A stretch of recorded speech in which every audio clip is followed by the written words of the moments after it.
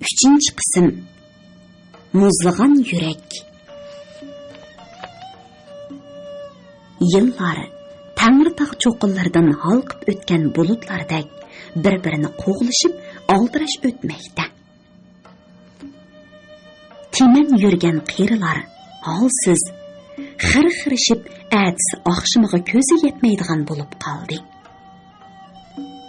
Chash soqollari qachondir oqirib ketganligi o'zigami ma'lum bo'lmagan mo'ysipitlar ostiga enkini teriginicha optopsinib o'ltiribdi. Chekinlarini qirov bosgan o'ttir yoshliqlar yanala tirikchilikning g'aymida. Yoshlar go'yo qiyrimaslikning do'risini yeb olgandek g'amsiz, andishsiz yuribdi. Qiz cho'kanlar bo'lsa, yillar har nöri sovg'a qilgan qo'riqlarga qarab urishadi. Biroq har bahor odamlarga umid chirig'ini akkaladi. Dala qirlar yap-yeshil o'tlar bilan qoplanadi. Gul-giyohlar echiladi. Dilqut xazinasi. Suvlar tashqinlab shodliqni hissi etadi. Hamma mavjudot quyoshliq ko'k osmonga qarab qiynishmaydi. Afsus, bu xushalliq ko'zni yumib ochqicha tongdagi tumandek tarqilib, umrning bargi xazon faslini kutib oladi. Palak chaqi tug'ilish, yashash, oxirlashishdan iborat o'yinni abadil abad davomlashtirib, hayotlikning qonuniyatini namoyon qiladi. Bo'sh quchoqlab shuncha mungluq allay naqsini aytayotgan kimdi? Baxti qora onangning allay balam allay. Yuraklari xun bo'ldi, allay balam allay. Hayotida bir kulgan allay balam allay. Yosh umri xazon bo'ldi, allay balam allay. Xudo kulib baxmasmi, allay balam allay. Qiyo ko'zin solmasmi, allay balam allay. Manga zulm salganlar allay balam allay. Uvalimga qolmasmi, allay balam allay. Allay meni shunchalik miskin, shunchalik g'ayrib ediki, kishining ko'zlarini liqqida yoshlarga to'ldiratdi. Go'yo bu hasratlik ovoz bo'tliqidan ayrilgan ona tugining so'zib bo'zlishiga, cho'lda onasiz tanho qolgan ohu qo'zisining nolisiga o'xshaydi. Undaqda bu nadomat kuyini aytayotgan qaysi notuvandi? Yurak bag'rini o'rtab chiqayotgan bu pig'onliq allayni hissi, alam chekkan mazlumaning Allohga qilgan nidosimi? Ayol beshikdan beshini ko'tardi. Uning dirdiyib qolgan cho'ng ko'zlaridan to'kilgan yomg'irdak yoshlarga, chuvilgan chochlari yo'l bo'lib ko'zlariga chaplashib ketibdi. Engaklari qo'ziqdek ushlanib, qovuzlari cho'kkan, burun qirlari qangroq bisidek, ishki murisi bo'lsa to'gi lo'ksidek cho'qchaygan edi. U qisqa ojiz yutilib ketib, qo'lini og'ziga olib berib edi. Olqinida 2 tomchi qon ko'rindi. Ayol qo'lini yuvib etish uchun supudan tushdi. Tova, u arvohning o'zi-lo'g'u. Putlari qo'noq shixadek. Qo'llarining ko'pkik tomirlari po'l tiyib chiqqan. O'roq gavdisi oldiga sal engishgan bo'lib, mengishlari alang-salang. Abdur mehr muhabbat sharbatlari temib turgan qalami orqali madhiylagan bu ayolni oxiri to'nadi. U Gulbonim edi. Qani uning so'zlashni, kulishni biladigan yumloq ko'zlari. har bir huy paylidan ma'nilar xazinasi to'kilib turadigan pokiz ruxsari cho'q. Aysimon ay yuzlarining nurlari nelarda qolgandi? Xush bichim, savri sima bo'ylari qaysi loy suvlarda eqib, cho'nqur lahatlarga ko'mildi. Yaqinliq kulgillari buloq suvlardek etilib chiqadigan holrang lavlarni gaz bog'lagan. Gulbanimni zodi qandoq kuch buncha valotiz o'zgartib etgandi. To'g'ri. Vaqt nimalarni o'zgartmagan. Uningdan ortiq rahimsiz qotil yo'q. Yo'q. Har holda vaqt sabr toqatlik. U asta siliq sipoyilik bilan o'z zolimligini qiladi. Biroq Gulbanimning amdir echilgan gulini patla to'zitib etgan odamlar o'zlarining qadrli narsalarini yo'qotishga vaqtni vahshiy qora kuch. Gulbanimning Odildan tug'ilgan o'g'li Rishot bu yil 5 yoshga kirgan narsida bo'lsin, o'ng quliqi anglamaydi. Buningdan yarim yil ilgari Nas Odil Gulbanimni kigiz ustida do'mlatib, urib, xemirda qilib etgan chaqda qo'rqib ketgan Rishot opsini quchoqlab olib, zodila qo'yib bermadi. G'ojir itdek vahshiylashgan Odil o'g'lining o'ng quliqiga shapaloq bilan birini selishi bola chirqirab ketdi. 2-3 kun o'tmayla balaning quliqidan qon yiring eqib bir oygacha to'xtamadi. Doktorlarning aytishicha, qattiq besim bilan kirgan yel quloq pardasini yerib etgan edi. Hozir Rishot o'ng tarafdan kelgan tovushlarni anglamaydi. Ota-onasining og'zining midirlayotganligini ko'rgandala, bo'ynini to'lg'ab, so'l quliqini tutdi. Endi Munu bo'shikdagi 5 oylik qizi Munirani qanday qismatlar kutib turadigandı. Cho'ng bo'lg'icha nima kunlarni ko'rar?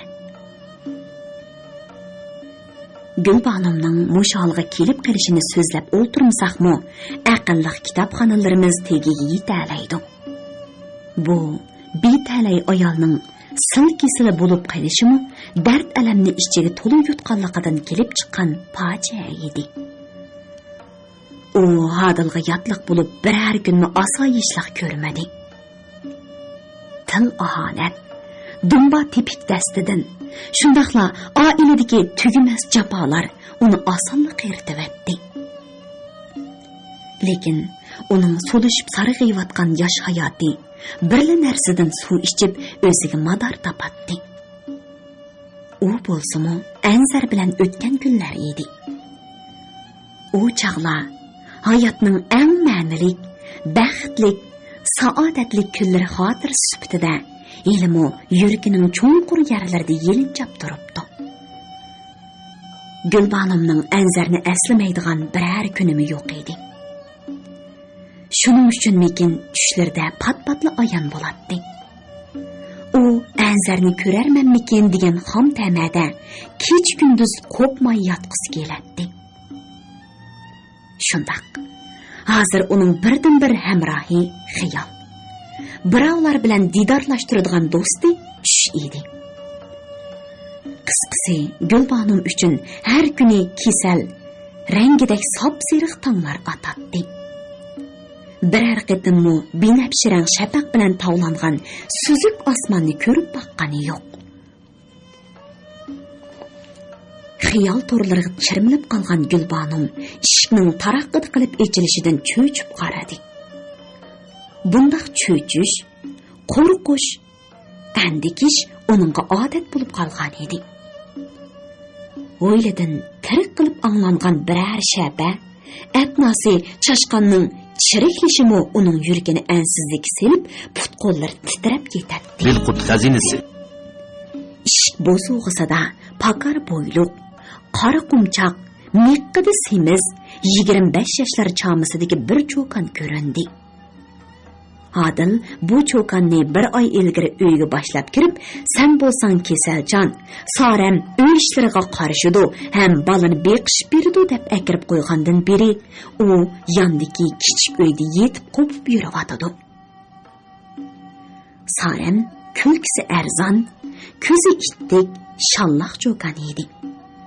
Onun qarchuqlari ko'z jiyaklari ichida to'xtamay pildirlab o'ynab yursa, og'zi besiqmay kulatdi. Gulbanomada Munirani yashmadingizmi? Sarem ishbodisizli hijaydi. Bo'pti amsa, men sirtga chiqib aylanib kelay. Sarem chiqib ketibla, orqasidan Gulbanomning qiynonisi g'osirab kirib keldi. Sarem mushu uyga qachon undi, Sharipxon shuningdan tartib har kuni digidek kelib o'g'liga bu paskinni chiqarib, uyingni falokat bosidi deb topdana qilatdi. Gulbanom garchi Odil bilan Sarem o'tirsidagi sirli ishlarni bilib tursin, erining bir kun bir kecha neri turishini, uning dabbashiri talatini iloji bor ko'rmaslikni xohlaganlik uchun bilmaganga selib yuraveradi. Qizim Gulbanom. Sharipxon supudili o'tirdi. Men o'g'lim degan ishning mejazini obdan bilaman. Mono Sarem degan buzuqni nimish uydan qo'g'lab chiqarmaysan. O'g'illari uyga yordamlashadi. Baliga qaraydi deb akirib qo'ysa, men nimami deyman? Meningmi tayoq yeb ahonat ishitgim yo'q. Biror yerimdan bo'lsa-mu, ko'nglimning aromi yaxshi. Sen shundoq degining bilan o rasvo jalab Bayko'lda 4 oilani buzib, to'zg'oqdek to'zitib etdi. Sarem shapaqni tonimaydig'ini yo'q. Bunda xotin turgan uydan barakat qochadi, ish o'qit oqmaydi. Har xil balo qazo, quruq so'z, quruq tuhmat chaplashgan. Apa, bu gaplarni o'g'lingiz Hodilg'idan. Men desam, uyda bo'ron chiqadi. Gulbanom o'xsinib bo'shikdek qiziga qaradi. Mening o'shiqchi dard tortquchiligim qolmadi. Amsa ishga balang bo'lganda uying buzilib ketsin maylimi? Uni bilmadim. Xap, ishplas to'kur. Sharipxon o'g'lini tilladi. Eskilikingdan putingdan ayrilding, endi beshingni yesin. Bu do'ram dukkaningga berib, sen bilan bir zo'qinlashmisam? Sharipxon ikki tarafiga irg'onlab chiqib ketdi. Bu dajjal qiri orig'i meni chetib yurmis bo'ladi-ku degan vahima ko'nglidan o'tgan Gulbanom o'yg'ilib ketgan qizini yishib, kiygizgili yotqizib qo'ydi-da, o'llatlarni yuyib, talog'i esivatgandan keyin kultuk shumaklarni tozalab, aptapga qoqlab qo'ydi. Andın öylerini bir qo'r yig'ishtirib, balani qaytadan bo'shikka tengib emitdi. Gulbanom amdila tushlik choyning g'amini qilish uchun linsiga ko'mir selib turishi, darvozadan g'ijirlab kirib kelgan Hodil dingoslab egiz pasmonganicha Gulbanomning chechidan qamallab uyga so'rab kirdi-da, hech gap so'zsiz put-qo'llar harakatga keldi. Hodil garchi mast bo'lmasa-mu, talati xuddi kakri yutib olgandek purishib, qiyoq ko'zlaridan zahar temib turadi. O'ruq, ninjon, kesal dardida qurib qolgan Gulbanom zaif ingrab, ba'zida chirqirab, kigiz ustida yumilmoqda edi. Birdamdala uning yuzlari ko'kirib, chekisdan oqqan qon yuzlarini bo'yvatdi. Sen tehe bir obdan xizmetini qilib Saremni opamga chaqdingmi? O'z sening shu og'zingga. Hodil Gulbanomning og'ziga bir mush serishi, uning burni qanab, qalbiki yerilib ketdi. Uydagi o'pir-to'pir varqirash, chirqirashlardan uyg'onib ketgan bu vaqtni qirqirab yig'lamoqda edi. Hodil, men opamga hech demadim, qasam qilib beray. U o'zi og'zingni yom jalab. Apam kirsa potlamishqani eqtib nima dedim? Hodil gapimga ishoning, men bir eg'iz gap qilgan bo'lsam, urib o'ldirasizmi mayli? Gulbanom lav siziqlariga kirib ketayotgan qonni qo'lining orqasida surtgan edi. Tatrong'i manzillari bo'yilib ketdi. Qarg'a bolami qo'rqib ketdi. Mush qizimizning yuzini qilib bo'lsin o'rmon. Sen tehe mush bolam bilan meni qo'rqitmoqchimi? Mana sen. Adil böşkni ko'tirib sirtqa bir otgan edi. Böşk peshayvon ustida cho'l-cho'l bo'lib ketdi. Qattiq qiqilib ketgan buvoq qirqirg'inicha qo'l tortqunlari bilan böşk baldiqida esilib turadi. Voy jibim bolam!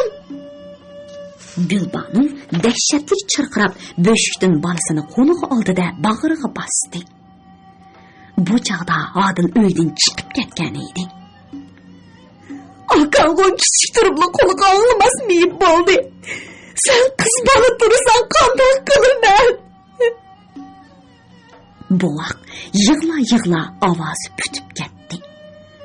Uning kichik qip-qizil yumran og'zining yo'g'on ichilib, putqo'llarining tepchaklishidan qayernindir qattiq og'riqiga chidamay yig'layotganligi ma'lum edi.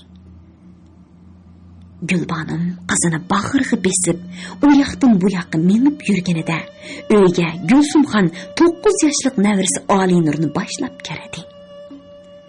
U Gulbanomning tartibsiz chuvilgan sochlariga, qon bilan bo'ylib, ko'rgisiz bo'lib ketgan yuzlariga, qon uyutmalari qaytib qolgan ko'nglikining yoqa maydinlariga qarab qo'rqib ketgandan nima qilarini, nima deyarini bilmay danq etib turib qoldi. Alinur "Jinim oppa!" deganicha Gulbanomni quchoqlab olganda, u o'shini yig'ib zuvoniga keldi. "Jinim qizim, bo'g'rim, mening jigirim bo'lmaymish. Qanday qilaman? Nima bo'lib ketdi zodi?" Gulsumxon azob ichida balani qo'liga oldi. "Bu balaning ovozi chiqmaydi-ku. Teliqib qolgudek. Nima bo'ldi uningga?" G'ovjilik amroq kuyovlining ana bola ikkimizga keltirgan saxovati. "Jinim bolam, topitani qiladiganlar emas bu. Etqilar nima yuzbadi?" Gulsumxon peshayvondagi bo'shik parchalariga qarab birdilla ko'zlari chaychaydi. "Voy xudoyim, bolani bo'shik bilan talog'atgan o'xshamamda." Ahvoldan xabar topgan Gulsumxon Adil Sharif xonlar bilan tutishmoqchi bo'lib menishi Gulbanom qattiq varqiradi. "Sen meni kechtayoqdan o'lsirmamsan. Sen qo'y ketasan. Hamma bola qazoga men qolaman." Qarg'ana turqinga burun kiptim ne ketdi, sen shundoq qizmading. Buni mendan so'ramay o'zingdan so'ra. Bundaq do'zaxda yashagandan ajrashib ketsang bo'lmamdi qizim. Shu bola bilan sen yuk bo'lmayman. Uningdan ko'ra mashhad o'lganim yaxshi. Hozir mening kunlarim Azrailni kutish bilan o'tyapti. "Jinim oppa, biz bilan kelsinizchi." Chiroyi tatirib ketgan Alinurning ovozi oromla chiqdi. "Ma'quldan oppa, har qatim kelganimda sizning ko'zingizda yoshdan boshqa narsa ko'rmayman." "Alinur qizim, sizdek kichik bilmaysiz. Men bu uydan ketmayman. Bütün xo'rliq azoblarimni o'lim bilan yuyman." Gulsumxonga hamish oyon. Gulbanomning yuragida odamlarga nisbatan muhabbat tarixchi qolmadi.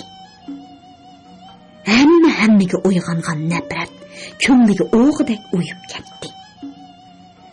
Hatto uning o'z opsini ko'rar ko'zi yo'q. Gulbanom shodlikdan xopiliq to'lib bu dunyodan patroq ketsa, hammani yo'qlik olamida unutsa, hasrat xazinasi pog'in zardoblari makon etgan osh sarvi bo'yidan lahat ichida bir siqim to'p qolsa, quyoshliq bu jahonni, yop-yeshil hayotlikni ko'rmagan, bilmagan, anglamagan holda g'oyib bo'lsa bas. Bo'ldi endi. Onunğa hech kim ish chaqirtmasin. Ko'z yosh to'kib, alamzoda bo'lmasin. U bu dunyoga xayr ihson qilinish uchun to'ralgan.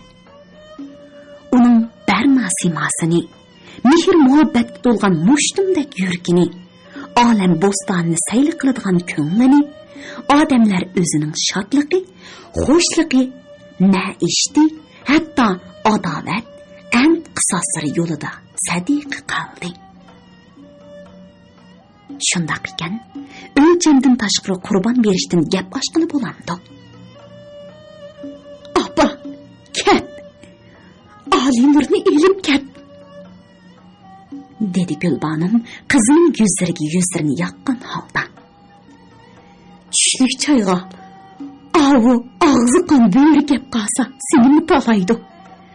Uning yuzida tuki bor.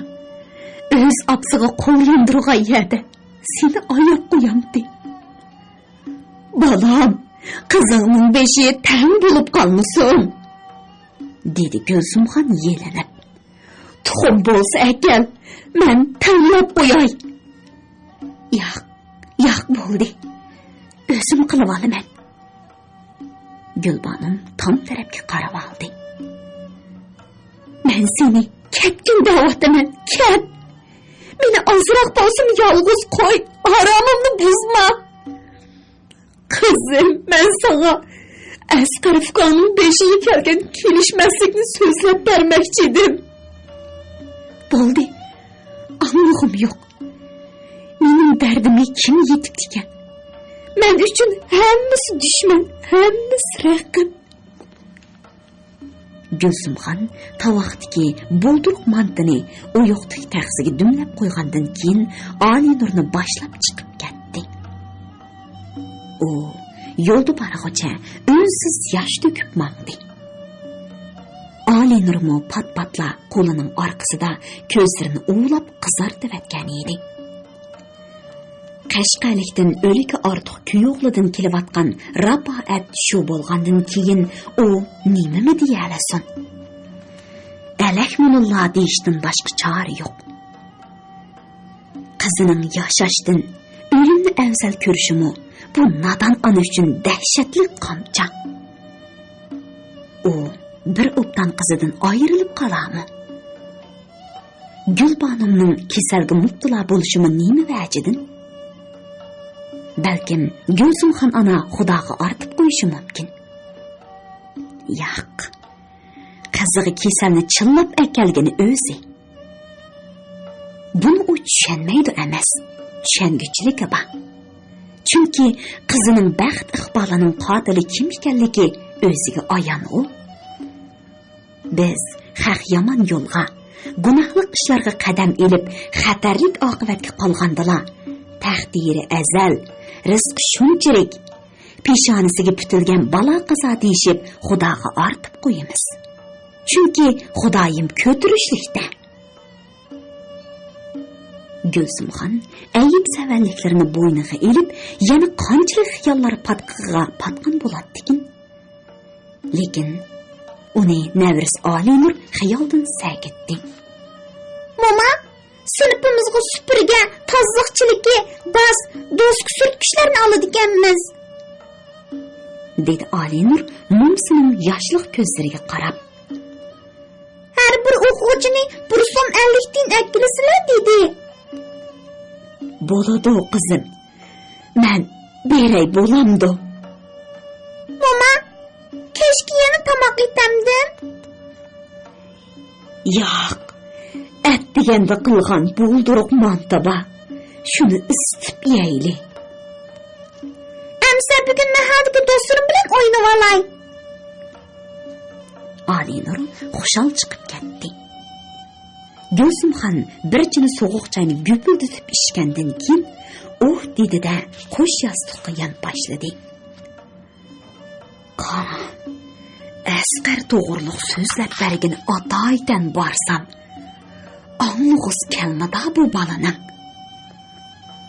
Pichirladi Gulsumxon qizi Gulbanimdan ranjib.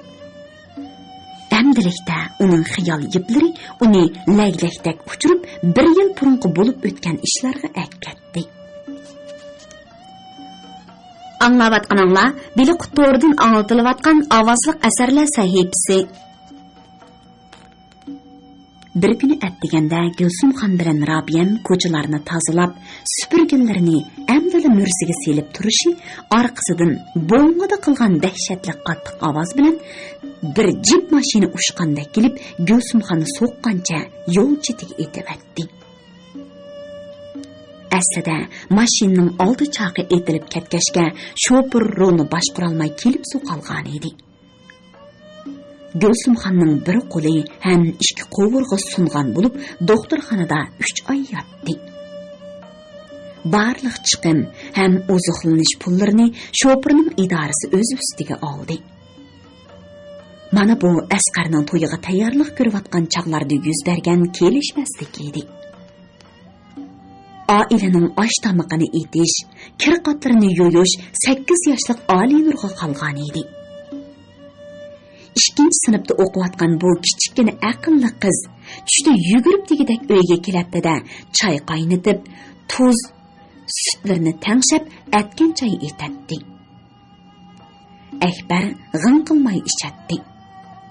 Biroq Asqar qaymoqi yo'q-ku, o'zing yeb oldingmi? Hey Qashqarlikning bolasi, bir taxsi yang yo'q ko'rsang bo'lmamdi. Osmon ko'ringidek yundir choyg'u bu, deb qasdan qusur deb tillaydi. Olinur tushdan keyingi darslari tugagan hamon apala-shapala topshiriqlarini sinib tishlaydi-da, uyga chapatdi. Chunki kashlik tomoq salli kechikib qolsa, Asqarning sesiq gaplariga qalatdi. Bo'yi o'choq beshiga orolli yetadigan Olinur oyoq ostiga xish tizib qo'rini qo'riydi. Osh tashlaydi. Shunga u savoqdash ham mahaldagi do'stlar bilan o'ynashdan butunlay qoldi. Momisi doktorxonadan chiqqandan keyin u endi tomoq etmaydigan bo'ldim deb xush bo'lgan bo'lsin, lekin yana osh tomoq, kir-qatlar bu kichik qizga chaplashib qoldi. Chunki momisining bir qo'li gipslangan bo'lib, qo'rsaqlarimi tengilgan edi. Olinurning o'qish ham oila besimi kundan kunga og'irlashmoqda edi. Mana shu kunlarda Gulsumxonning mashina hodisasiga uchraganligidan xabar topgan Nig'mat bilan Muattarxon 5 yoshga kirib qolgan o'g'lini yetilab kirib keldi. Ular Abdusamatning ayoli Ro'shangulning ko'zi yo'rib, uzun o'tmayla to'y qilib olgan edi. Ishki kushanda ko'ni xamonlarni so'rishmagan bo'lsin, lekin Muattarxon yig'lab turib kechirim so'radi. Gulsumxonmi savan xatoliklarni so'zlab o'zini tutib olmadi. Shundaqdimi ular bir-birining ko'zlariga tikilib qaraya olmadi. Bu albatta bir chaqlarda shafqatsiz dushmanlik qoldirgan dog'larning asarati edi. Shunga avliyo donishlarimiz do'stlik ham dushmanlik to'g'risida biz avlodlarga mundaq nasihatlarni qoldirgan. Bo'lmaslik kerak do'stlikda undaq. Ishki orig'a sig'mig'idek mo'y. Dushmanlikmi ham bo'lmag'ay undaq. Ololmig'idek muhabbatdan bo'y. Har ikki tarafni ayligay rozi, bo'lsa har kimda mo'tadilroq xuy. Nig'mat bilan Muattarxon Olinur aytgan langmanni yeb, kashlab qaytib ketishdi. Ular ketib, haftami o'tmadi bo'lg'ay, Asqar olmoqchi bo'lgan qizning ota-onasi so'g'uq tushib ketguncha to'yni qilib etish haqida taklif berishdi. O'ktabir bayram kuni Asqarning to'yi bo'lib, qizni ko'chirib keldi. Gulsumxon hodisiga uchrashning oldida Asqar uchun 2 eg'iz uy selib tayyorlab qo'yishgan edi. Xushalligidan tini terisiga sig'may qolgan Gulsumxonning ko'ni kesili tutib, Xulun qo'shna, yaqin yo'llarni ko'rsala, "Voy, mening kelinim sanavar, g'o'ljilik taranji. O'zi xalq hukumatida kadr deb maqtanadigan bo'ldi." Demismi, sanavar xizmatga mangdim deb kunda atdiganda sumkasini ko'tarib chiqib ketadi. Asqar akam xotin aldı, endi tamaq etmeydigan boldum deb qınqınığı patmagan Ali Nurning şatlıq suğu çalashdi. Chunki Sanavar, men tamaq etishni bilmayman, kichikimdan tartib apam o'rgatmabdikan debli gapni uzivatdi. Japokash kichik o'quvchining maktab bilan uy oraliqidagi yo'l xuddi yugurish musobaqasiga tushadigan maydonga aylandi. Tamaq salli kechikib qolsa, Asqar bilan Sanavarning topi tanisiga qolatdi. Ularning shun eg'izidan paskini til ahonat xuddi qo'y qumliqidek to'kilib turardi. Asqar Sanavar bilan 7 oyli uy tutdi. Bir kuni kechda uyga yopirilib kirgan soqchilar Sanavar ham Asqarning qo'liga ko'ysa soldi. Ondan ularning yangi tutgan uyning ishkiga chapras qilib, tamg'i besilgan qog'oz lentisini chapladi-da, yangi er-xotinni mashinaga selib akitishdi. Soqchilar atis kelib, ularning uyidagi rangli televizor, un olg'u, velosiped, gilam qatorliq narsalardan boshqa Sanavarning oltin bo'yum, zubi sunnat, to'yliq kiyimlarini musodara qilganligini e'lon qildi. O'ng sepini topolmayli qolgan Gulsumxon soqchiga bir necha qitim qatirab haqiqiy ahvolni uqdi. Sanavar, men xalq hukumatida ishlayman. Balangizni oliy maktabga kirgizib beraman. Yezidan shaharga yo'tkab qo'yaman. Xizmat o'rni tepib beray deyish orqali hojatmanlardan yuqorisi 5000, tuvini 2000 so'mdan elib aldamchilik jinoyati sodir qilgan edi. Hatta o daryo bo'yi ko'chasiga kelgan 7 oy ichida 5 oilani qoqti-so'qti qilib 16 ming so'mdan ortiq pulga erishgan. Hozir Asqar bilan Sanavarni akirib ketganiga 2 oydan oshdi. Ulardan hech xabar yo'q edi. Qo'sh yostiqqa yon tashlab yotgan Gulsumxon yomonning o'ti yomon degandek Asqarni seg'ingan edi. Ham uningdan ansirabmi turardi. Agar oshi jinoyatni Sanavar bilan birlashib qilgan bo'lsa, eng bo'lmasa xavri bo'lib qolsa, balam kesilib ketadi deb o'ylasila, yuragi selib ketadi. Uning mijozi eski bo'lgani bilan oilaning g'am gusullariga kelganda qo'li ochiq edi. O'g'lining so'linib qilinishi Gulsumxonga xuddi ochiq osmonda chaqmoqchi qilgandek ta'sir qilgan bo'lsa, uningdan o'tar nomus kuchi uning yuzini yer bilan tang qildi. Mening kelinim g'ulchilik taranchi, xalq hukumatida kodir deb 5 kun burun nag'ir chalmasi bo'ptikan. Xuddi ajali yetgan bir uylar, obro'y ketgan ming uylar degandek talot-tuzlarga chiqolmay, xuddi o'zi o'g'irlik ustida tutilib qolgandek darvozadan marab ko'chalarga qaraydi. Ishonchli qadam elib, qo'lim qo'shnilari bilan mundisholmaydi. Mana bugun mo tong sahar Ali Nurni uyg'otib, hech kimga ko'rinmayla uydan g'ippida chiqdi-da, Bayko'ga yurib ketdi. Tova, bu nima kelishmaslik? Qandoq balo qazadu, ha? Gulsumxon past ovozda pichirladi. Mashina hodisiga uchrab 1 yildan beri dam olyapman. Uyning hamma ig'irlik mushtumda qizga qoldi. Sanavar degan qorniyatning sho'ridan Asqar so'laqda. Uning taqdiri nimalar bo'lib ketadi? Aksanaytulloh ajabmi yo'qolib ketdi. U kelgan bo'lsa, insini pul xajlab bo'lsa-mu ochiq valo edi. Mama, men o'ynab kirdim. Ali Nurning ovozidan xiyolga patgan Gulsumxon cho'chib ketdi. Mantini jimbilga solib istaymi? Xo'ymi vaqtida kirding balam. Mantini akang Akbar yetibdi. Chashdak kisib, suv qashatgina. Gulsumxon yostiqdan beshini ko'tarmay injiqladi. Hech mijozim yo'q. Ochiq tushuk narsalarga ko'nglim tortib turadi. Mama, bolalar Sanavar bilan Asqarni otdi ekan debdi, urushib qoldim. Og'zimni eshitma shum. Gülsümxon shartli beshini ko'tardi. U gapni men demedim. Domsaydi Alinur. Texi ular Momangning shipagarchilik bor ekan, lekin uni mashina dastlab kechga uyga qo'yib beribdi deyotdi. Gülsümxon maqtangan kelinni ichida tilladi. 70 pushtig'ich qarg'ab, xeyli bir vaqtlargacha kalpuklar midirlashdan to'xtamadi. Faqat Alinurning tamoq jo'sini yumiltib kelib, "Moma, tamoq pishdi, usaymo?" degan ovozini anglagandala aralli o'rnidan turib tamg'a yo'landi. Angacha Akbarmu uyga echilgan kichik eshikdan engishib kirib keldi. Ular uygur oshni pudishib ichayotganda hech kim hech nima deyishmadi. Uy ichidan faqat xolab qulub qilgandan boshqa ovoz anglanmaydi.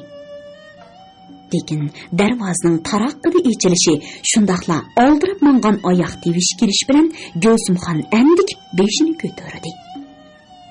U mushkullarda soqchilar yana kelarmi? Bizning uyimizni musodara qilsa, bu boshni nada ko'tarib yurarman? Yana qandoq ko'ngilsizliklar bo'lib qolar deb ansirab yuradi. Shundaqdimi u? Qizim, qarig'ina, anaydadan keldimi? deb turishi uyga. Opa! deb varqirg'inicha Asqar kirib keldi. Alman talman tapsig'i tushgan Gülsümxon o'g'lini bag'riga besib, peshonalariga so'ydi. Ko'z yosh qaldi.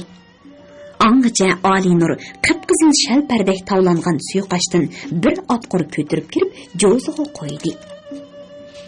Asqar aka, uy tamqin sig'ingansan, qin ishchi, dedi Alinur sal qo'rqibroq. Men aytdim, sen bu mening aytgan tamoqlarimdan qasdan qusur chiqirsan? Qarama oqashqalikning gapdan bo'lib ketkinmi? Asqar uydagilarni seg'inganmi, tuz ko'ngli bilan Alinurning burnini chimdib qo'ydi. Qani, ishpiq bir nas demaymi? Balam, qichib chiqdingmi? Yoki qo'yib berdimi? Gülsümxon ko'ngil to'xtatolmay turadi. Sana vercu. Voy opa, uni gapini qilma. U yurki qopdek banimiki emasmi? Asqar ishini ishki qo'shiq ichib, "Hem qaltis o'xshabdi" deb qo'ydi. U tunish bilish, yaqin yo'roq bizning ko'chadan bo'lib, 50 ming so'mdek pulni aldamchilik qilib olibdi. Uning xalq hukumatida ishlayman degani qip-qizil yolg'on ekan. Voy onamay! Gülsümxon peshonasiga paqqida urdi. Hukumatdan qo'rqmay qilib yurganini qara. Nima degan yomon nemoy u? Bola yuzimning o'zi ekan-ku. Hadegina o'zim qandoq bo'ldim? Voy, uni bir dema. Bir kun so'raydi, 3 kun yo'qolib ketadi, 2 kun so'raydi, hatto jimib ketadi. Uy tamoqi seg'ingan Asqar shaloplatib birdamdila chinisini bekorlab Alinurga sundida, "Eshing bormi?" deb qo'ydi. Bir qatim so'rgan gapni yondirmilab 30 qatim so'raydi ekan. Oxir meni ayolning ishlaridan xabari yo'q, munosibatsiz deb qo'yibdi. Shu hukumat degan qilni 40 yaradi. Adil podshoh yerim xudo deb bekor aytmaganda ko'nala. Lekin sanavar mening nikoyimda bo'lg'ashqa, musodara qilingan narsalarni uning xiyonatiga hisob qiladigan o'xshaydi. Bo'pti balam, jon bo'lsa jahon, osh bo'lsa qozon. Oyog'ingdan shamol o'tishib turgandan keyin qilib olasan, dedi Gülsümxon ko'ngli taskin topgan holda. Balam, endi qandoq qilay deysan? Nima deysan? Sanavar bilanchu. Opa, uni kesidi. Kesmagan holatdimi, uning bilan qandoq muroyid bo'la olayman? Asqar Alinur akalgan oshga tutish qoldi. Kuch qo'yladi bosh ko'tarib yurgili bo'lamdi. Elim shuncha rasvochiliklar yetib osha? To'g'ri o'ylabsan balam. Opa, men so'nib uzun o'tmayla xiroyin satgan bir bolani tutib kelishdi, dedi Asqar ishini puylab etib. ikkimiz bir uyda yattık. O Anzarni tanıydı ekan. Ha, degine Anzar hozir nima ekan? So'radi Gulsumxon. Nima ish qilib ketibdi? Heli qibalning deyishiga qaraganda, u hozir qiliqsiz beyib ketibdimish. Urumchi, Guangzhou, Beyjondagi Wangfujin degan yerlarda oshxona, kebobxona, samsipasxonalar bormish. U bola qandoq biladi ekan? Burun Anzarning oshxonasida ishlabdi ekan emasmi? Keyin yomon ishlarga aralashib qolganligini bilib qolgan Anzar uni haydab ketibdi. Voy bechora. Gulsumxonning Anzarga ish chaqirganligi yuzidan bilindi. Nada bo'lsa aman bo'lsin. İnsaflik. Tilidan imoni bor bolalarga Xudoyim ashundoq yo'l beradi. Himmat qo'lni so'zidi. Birdilda o'pkisi o'rilib, ko'zlarini yosh qaplab olgan Olinur yugurib chiqib ketdi. Bundan Gulsumxon bilan Asqar bir qismli bo'lib qoldi. Asqar ajrish rasmiyatini o'tab bir oy o'tganda 6 yillik kesilgan Sanavarni Urumchidagi ayollar turmasiga yo'tkab akatdi. Anglavatqaninglar Bili Qutordan anglatilayotgan ovozliq asarlar sahifasi. Yana bir bahor yetib keldi. Olma, o'rik, shaptul, alocha, gilaslar oq, al rang qizg'ish chechaklarga purkinib, eli bog'lari o'zgacha yo'sin bilan yasandi. Ko'p ko'kat bilan qoplangan eriqlardan bulturqi g'azallarning chirigan hidi keladi. Shaptul, o'rik urug'chilarining echilgan og'zidan qip-qizil meg'iz undirmalari yer betini teshib chiqib, quyosh nuriga talpinatdi. Qishicha o'chakda yetib zerikkan qurt qo'ng'izlar ozuq izdash, uv yasash bilan oldirash. Qushlarmi jo'ra izdishib tinmay sayrishadi. Yangidan dunyoga ko'z ochgan toychaq qo'zilar, soy bo'ylari, bediliklarda qiyiq etishib sakrishib, onalarini zo'q-sho'q bilan emishadi. Qisqasi, koinot jonlangan. Hamma mavjudot bahor payzini surmoqda. Bu hadis go'zal, matonatlik bahor ne'matidan Asqar to'nkaymo quruq qo'l qaytmadi. U gulnash ohang g'ingshib traktorni haydab ketavotdi. U burun unchalik xo'shal yurmaydigan, davomli tishi og'rib qolgan odamdek qopqini ushtib yuradigan bola edi. To'g'ri desa bo'ladi. At yazning laklak shamli payda qildimi nima? Bahor kirgandan beri bo'lakchili bo'lib qoldi. Uning gapi, kulgisi chaqchiq ko'payib, qashqarlik deydigan gapi ozayib ketdi. Hatto unutib qoldi. Ukam Olinur pul beraymi? Singlim, qo'limga suv quyvatgina. Meni ko'ngli kimga dazmol silib beramsan degandek so'zlar bilan Olinurni xush qilatdi. Texi ishdan baldir qaytib kelib, Olinur yuyib, dazmol silib qo'ygan kiyimlarini kiyatdi-da, bir qashini likkida etib, ko'zini qisqancha kinoga deb chiqib ketadi. Uning bu sirli harakatlaridan gumonlangan Gulsumxon bu to'nkay birar bilan chatoqlashib yuramdi-ya deb pichirlabmi qo'yatdi. Beliqut shirkatida ovozga elinib, Beliqut to'rida anglatilayotgan Uyg'ur yozuvchisi Jaloliddin Bahramning Shinjang yoshlar o'smirlar nashriyoti tarafidan nashr qilingan Natavalla nomli romanini bugun mush yergacha anglatdik.